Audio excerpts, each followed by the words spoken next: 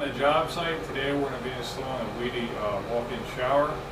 We got the whole shower prepped, made sure all the studs are flat. We came in here with our shred edges. We planed down any studs, added studs, and make sure no more than 69 center max spacing. Put drywall shims to add it to make sure it's flat, like it said. Plumber came in, plumbed up his 2-inch pipe. So right now we're going to take our frame and square. And that will give us a gauge. Do we want it flush with the subfloor or 1/8 above? So I have a little hand cutter here, and we're going to use this frame and square as a guide that way we can cut it to the right height. Okay, now come take a close look. If you look at our frame and square, we're nearly perfectly flush with the outside edge of that. So we're about the right height that we need for the Wedi shower base. So now what we're going to do is make sure we clean up our edges here.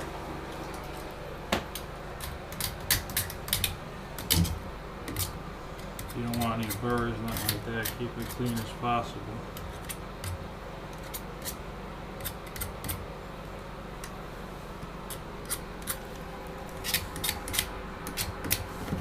What I like to do is use a 2-inch plug as a wing nut.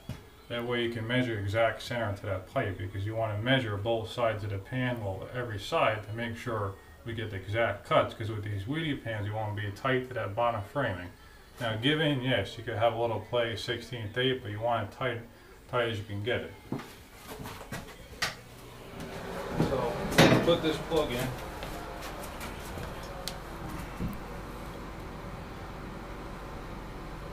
Get in there pretty good, pretty tight. That's where your measurements are going to be. You don't want this moving around on you. So get it nice and tight. See, that's not moving now. So now we're going to take our measurements right off of that. Alright, here we're outside taking, so we took some measurements now. We want you to cut a 5-inch hole, so come and take a look at it. It's exactly 5 1/16, you can see that. 5 1/16 there, maybe even 5 1/8. So if we cut exactly 5 and it potentially sit on the subfloor and raise it up here, we don't want that. So we're going to go a little bit bigger. We're going to do 5 1/2.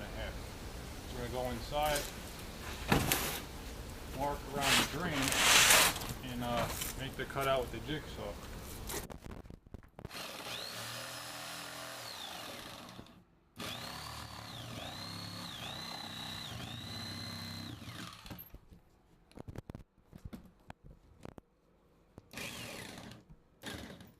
So to take the measurements from the base, like I said, put the plug in there. We measure from here to 26 1/2. Through a hole for the drain so we know which side's what, right? 17 1/2 light that way. 6, about 26 heavy there, and then this way, 17 1/8. I put it straight edge on this side, or we can mark a line like I did. Right from that center to there. Exactly 17 1/8.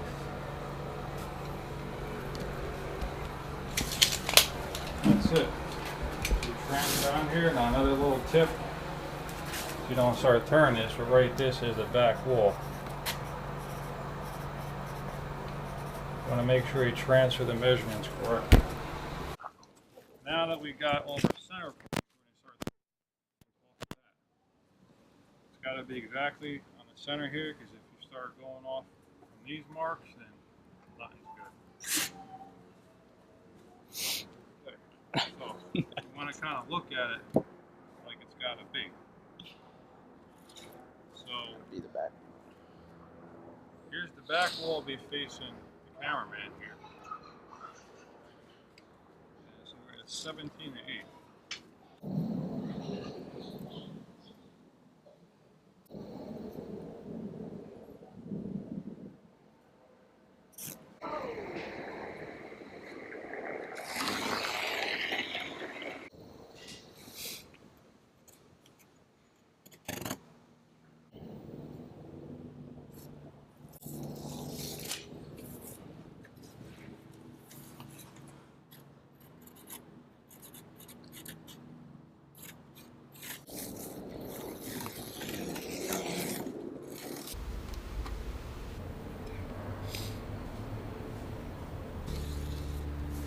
what you want to do is you want to measure 2 even 3 times.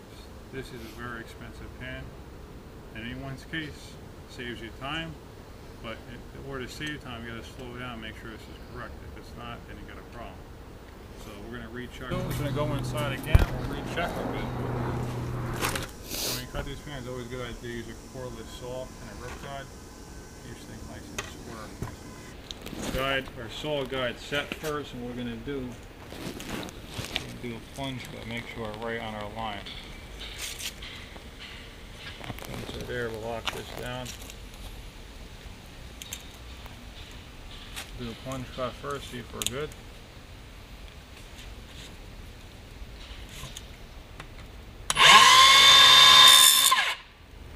We are right on the line. So make sure this is tight, go down the whole way. Also make sure you don't cut your steel horse, and make sure this is far enough over.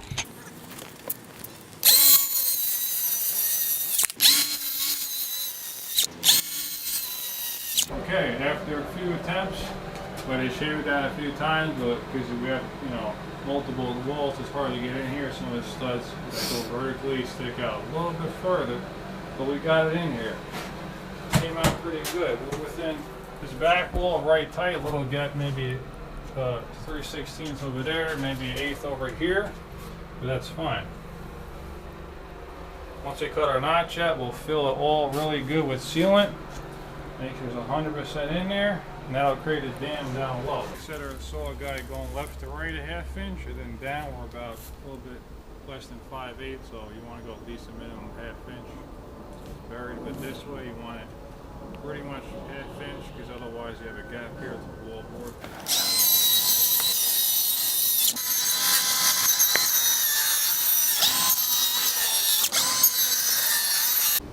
Okay, now we're putting the drain in. Want to make sure this whole lip is real clean and the drain body going in. Take our sealant, make sure you don't have any dry blobs over there. I clean it off over there since we used the sealant before. Make sure it's clean. Nice bead in here.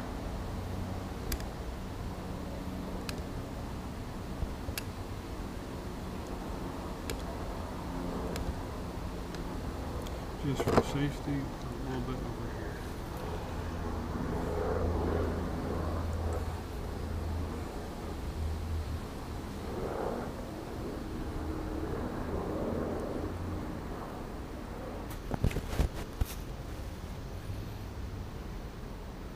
Down, twist it.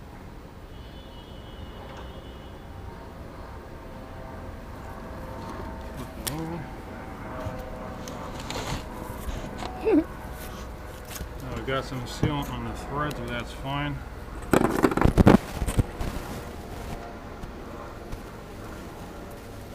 Vinyl ring first. Paper ring second.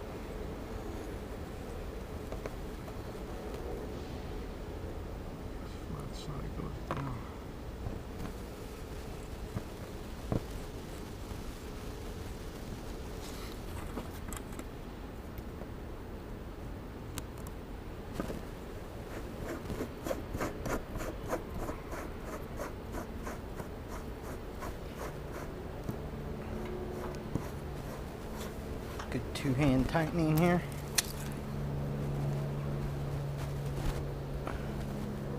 Snug fit. That's it. Good.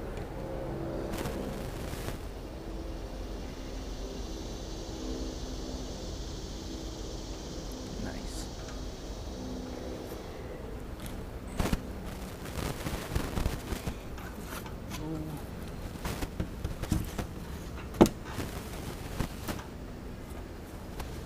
Excess sealant, making sure there's no voids.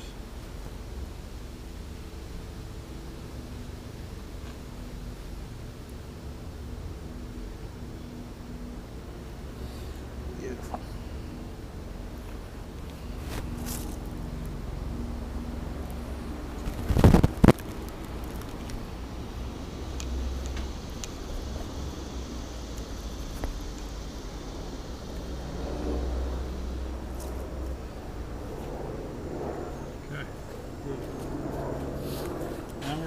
set the pan. Before I fit the pan, we're good. We're going to just wipe down our substrate, get the dust off, and get the water ring so it doesn't suck the moisture out of our thin set too quickly.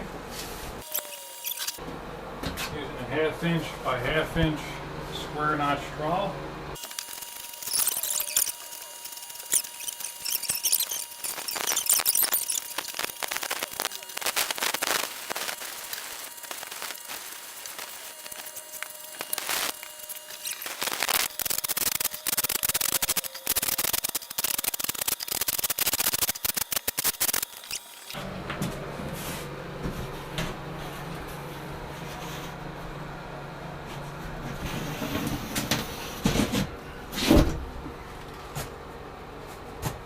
You want me to grab?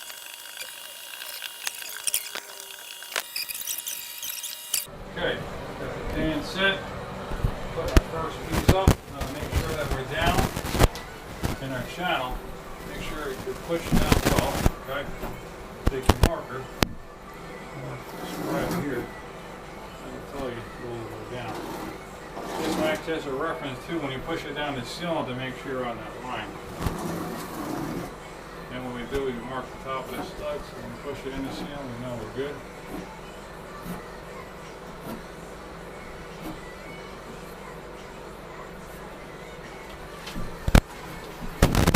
Take this up.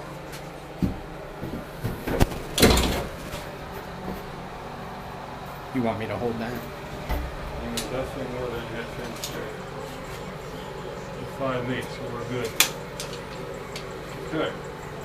What we gotta do is make sure, so we'll put it here. When we see a screw, we'll put a screw in it and then we'll drop it in. Go back to the side first. When you put your fasteners, you don't want them lower than about 6 inches the height of the curve. So that's what we're gonna do here. We're gonna do about 8 to 12. Okay, let's see the back. And make sure I cut, got a nice big nozzle there. Make sure I'm centered here.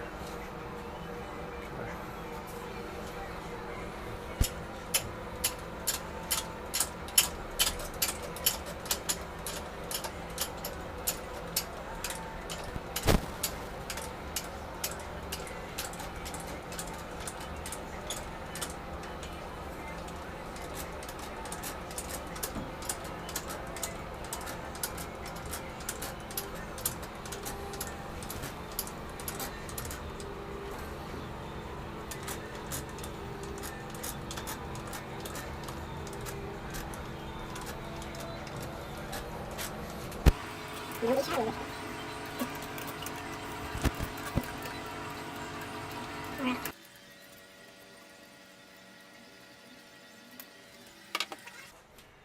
Okay, now once you're ready to put the board in the ceiling, you want to make sure you're down to your lines, if not real close to it. That ceiling will give you probably at least about a 1/16 of thickness into the channel there. But make sure you push down it real well on the middle on both sides evenly, and you know when it's good when it oozes out the bottom there into the pan. You want to make sure it's oozing out at least a little bit. Otherwise, if it doesn't, don't panic. What you could do is pull the board back out and reapply the bead along the whole channel and reinstall it.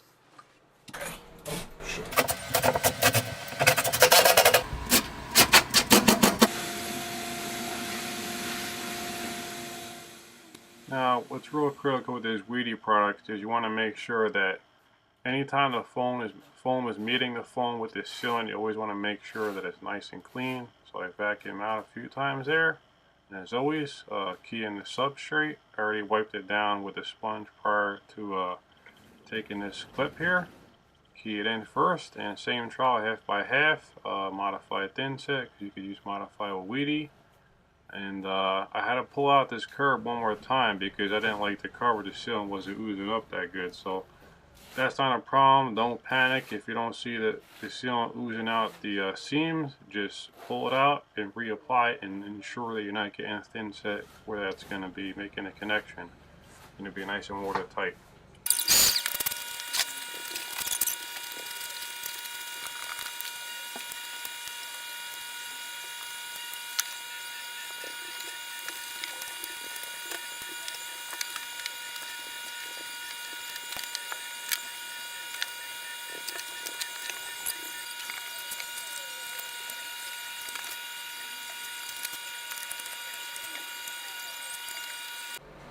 Okay, that's the entire shower. Curb is nice and tight. Sealant's going around, so we got everything installed. We'll come back here Monday. It's Friday now. Hit everything with a second coat. Put the pipe seals on.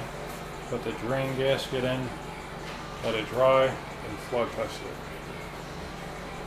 it. Now we're ready to put our drain in. Here's a Wedi drain box. Here's our gasket. You want this flat side facing down, the lip up. Okay. You put that on. There's little indents right here. I want to make sure they're facing up. This fits into there just like that. This part goes right over. There's a bevel here, if you can see that. It's beveled. And they give you a key. So you can use a flathead screwdriver.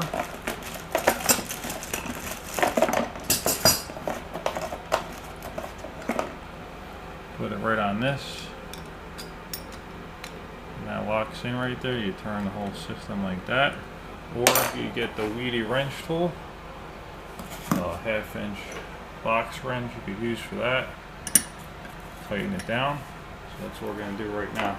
It helps to use some soap and water. So I got some soap and water right here to help put this on.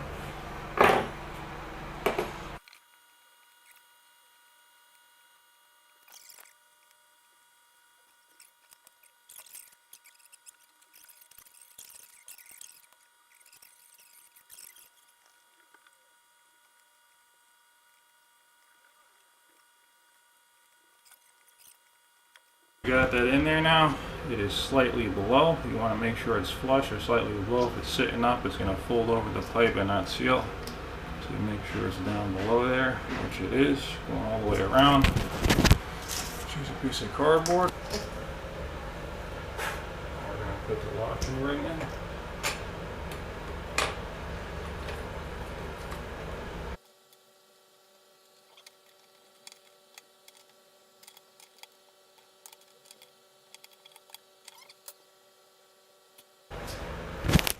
Ready to go. Put our plug back in until we're ready. Okay, to make an inside putty knife, this really comes in handy. Allows you to get a nice corner and it leaves enough behind so you're not scraping it all out. So we're going to do our second coat of everything right now. Okay, we got this sealed in. And we did our second coat, all the corners, seams, made sure all the fasteners were covered. So we're going to let this dry for about 2 hours or so. And then we're going to flood it out, making sure we got no leaks. Let that sit for at least 12 to 24 hours and start putting some tile in here.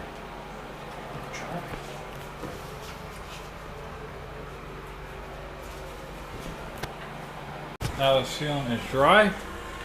Dry to the touch, not even tacky. It's been over 2 hours. So we are going to flood this out. It's probably about a few inches up on the curb here, and let that sit overnight, not 24 hours, and make sure we got no leaks.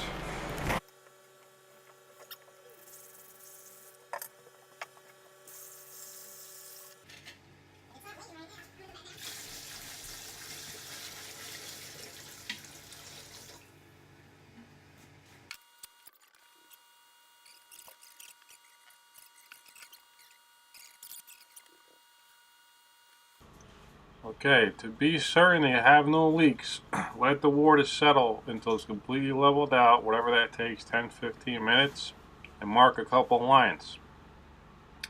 You want to let that water sit for a minimum of 24 hours to make sure you have no leaks. Now, if there's a serious leak, it's going to leak relatively soon, within a few hours or so. But if there's a slight leak, it's going to take 24 hours for it to get through everything to see that there's a leak. So always ensure you do 24 hours. As long as it passes that test, you're good to go to start doing tile work. You always want to take this step.